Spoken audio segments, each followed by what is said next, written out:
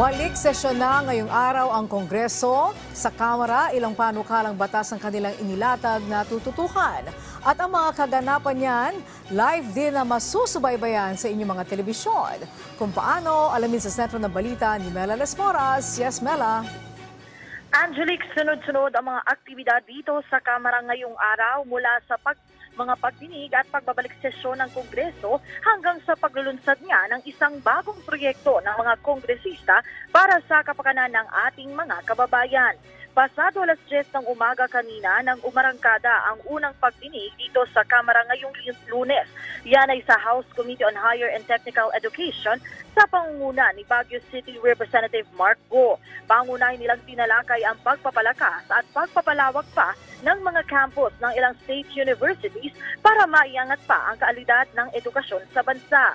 Ngayong hapon, magdaraos din ang pagdinig ang Ad Hoc Committee on the Relocation of the House of Representatives Complex patungkol sa panukalang paglilipat sa tanggapan ng Kamara sa Taguig City at inaasahang lalahok din dito ang mga kinatawan ng Department of Transportation at Department of Public Works and Highways. Bandang alas 3 ng hapon naman, Angelique, nakataktang magbalik sesyon ang Kamara na pangungunahan mismo ni House Speaker Martin Romualdez. Ayon kay Romualdez, halos tapos na nilang ipasa ang lahat ng priority bills ng gobyerno at 4 sa 57 LEDAC bills na lang ang kailangan nilang aprubahan. Kabilang sa mga natitirang priority bill na tututukan nila ngayon ay ang House Bill No. 9713 o panukalang pagbuo ng Self-Reliant Defense Posture Program sa bansa para hindi na maging totally dependent sa ibang bansa ang Pilipinas at mapalakas pa ang ating mga hakbang sa pagbibigay proteksyon ng ating mga teritoryo. Ilan pa sa mga priority bill na tututukan ng Kamara ang pag-amyenda sa Electric Power Industry Reform Act, Budget Modernization Bill at Proposed National Defense Act. Sa gitna naman ng lahat ng ito, para mas mailapit pa nga ang mga aktibidad, proseso at mga hakbang ng Kamara, ngayong araw inaabangan na rin ang paglulunsad ng tinatawag na Congress TV. Sa pamamagitan ng inisyatibong ito, mapapanood na sa PTV Free-to-Air Digital Channel 14 ang mga aktibidad sa mababang kapulungan simula yan bukas January 23 mula 9 a.m. hanggang 9 p.m. Pakinggan natin, Angelique, ang pahayag ni House Deputy Majority Leader for Communications Erwin Tulfo ukol dito. Basically, ito yung coverage ng PTV na i-air sa isang channel ng PTV.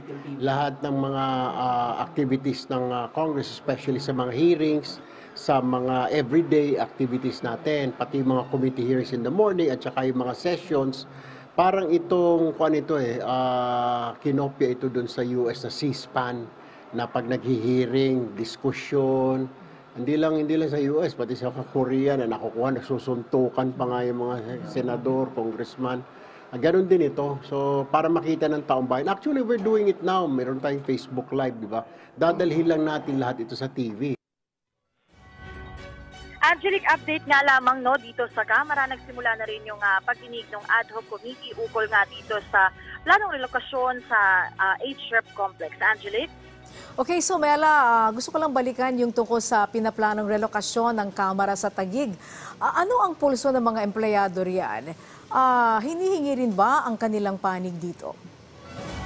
Yes, Angelique, actually, to be fair, even yung employees ng House of Representatives ay bahagi rin dito nga sa binubuong plano na paglipat sa House of Representatives Complex.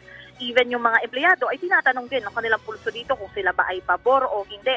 At Angelique, ditong weekend nga, nagkaroon din ng survey dito sa Batasan na Complex ukol dito kung ano nga yung masasabi nila dito sa itinutulak na relokasyon.